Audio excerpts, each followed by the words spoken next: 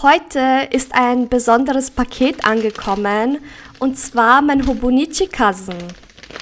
Für die Leute, die nicht wissen, was ein Hobonichi ist, es ist ein japanisches Journal und es ist so gestaltet, dass es als eine Mischung aus Terminplaner, Tagebuch und Skizzenbuch genutzt werden kann.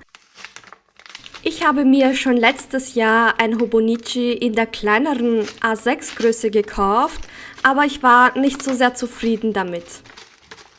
Damals war ich der Meinung, das ganze Journal passt nicht zu mir, aber dann dachte ich mir, dass es vielleicht doch an der Größe liegen könnte und deswegen habe ich mir jetzt ein größeres Journal geholt.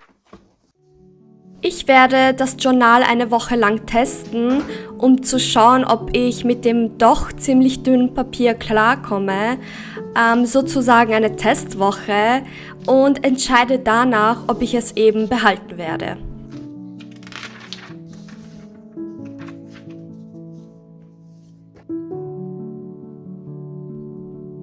Auf der ersten Seite wollte ich unbedingt festhalten, wie ich zum Hobonichi gekommen bin.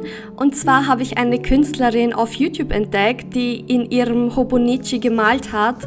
Und wegen diesem Video, das mich so sehr inspiriert hat, habe ich mir auch eines geholt. Sie befestigt ihr Mikrofon immer an einer Sonny Angel Figur und das musste ich unbedingt auf der Seite festhalten. Am 29. Januar hatte ich einen Kosmetiktermin und deshalb male ich in der Ecke oben einen Kalender, auf dem der Termin eingetragen ist. Auf der Seite male ich auch meine aktuellen Produkte, die ich für mein Gesicht benutze.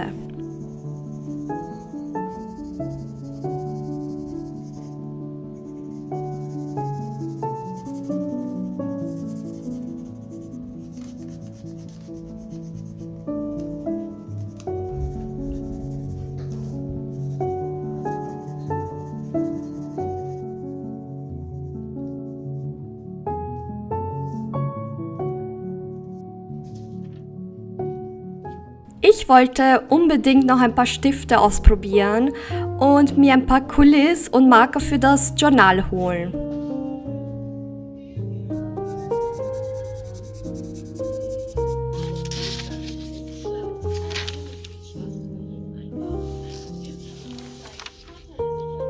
Diese ganzen Stifte habe ich mir dann bei Pagro gekauft.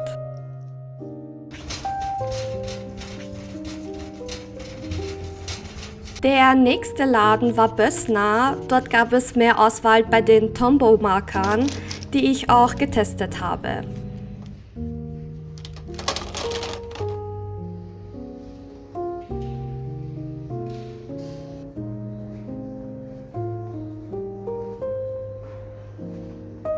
Dort habe ich auch dieses extrem süße Federpennal entdeckt, das ich sofort kaufen musste.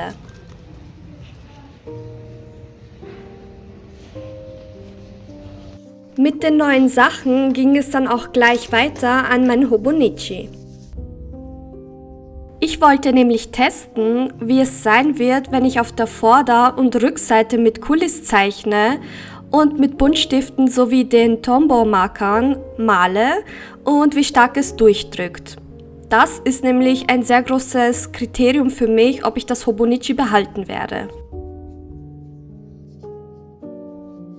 Ich habe lange überlegt, falls ich das Hobonichi behalten sollte, wie ich das Ganze mit dem Mitfilmen umsetzen möchte. Filme ich jeden Tag, wie ich die Seiten bemale?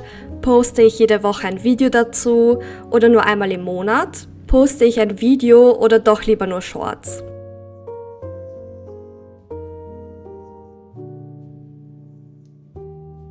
Und ich glaube, für mich macht es am meisten Sinn, wenn ich Shorts von den Tagen poste, an denen ich beim Malen filme, und am Ende des Monats gibt es dann ein Video, in dem ich euch all meine Seiten zeige und ein bisschen was dazu erzähle. Wie immer könnt ihr mir gerne eure Meinung in den Kommentaren schreiben. Was würdet ihr am meisten mögen?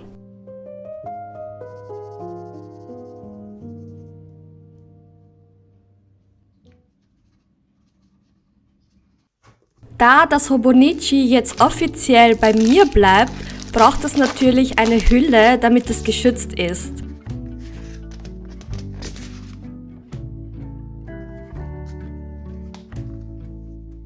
Ich habe es jetzt im Video rausgeschnitten, aber ich habe locker eine halbe Stunde hin und her probiert und überlegt, welche Sticker ich nehme und wo ich sie hinkleben möchte.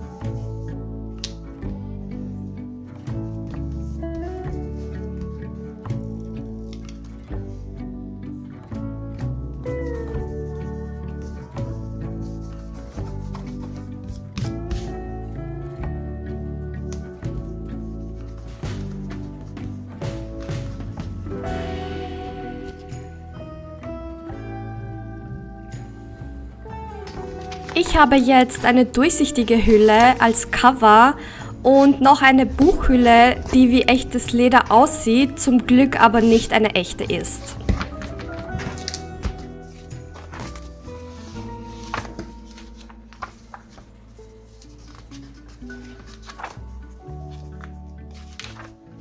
Schreibt mir gerne eure Meinung in die Kommentare und dann sehen wir uns nächste Woche wieder. Tschüss und bleibt kreativ!